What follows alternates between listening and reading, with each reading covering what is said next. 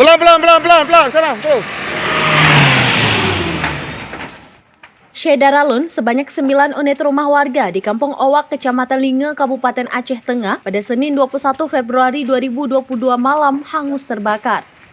Selain 9 unit rumah yang rata dengan tanah, 3 unit rumah lainnya juga ikut terimbas. Kondisi rumah yang berdempetan itu mengakibatkan api dengan cepat menjalar ke rumah semi permanen di sampingnya.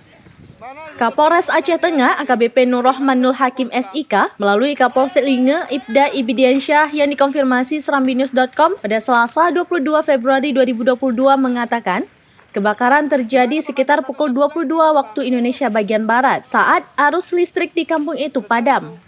Ibda Abidin menyebut dikarenakan jarak pos pemadam Bintang dan Ishak jauh dari lokasi kejadian sehingga api baru berhasil dipadamkan sekitar pukul 23 waktu Indonesia bagian Barat.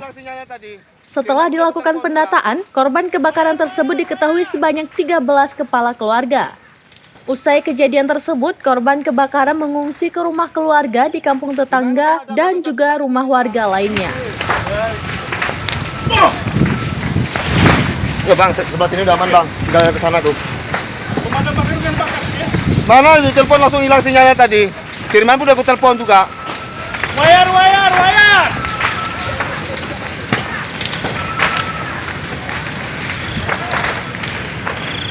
Gimana pemadam 1 jam juga ke sini dia bang? Udah jelas itu.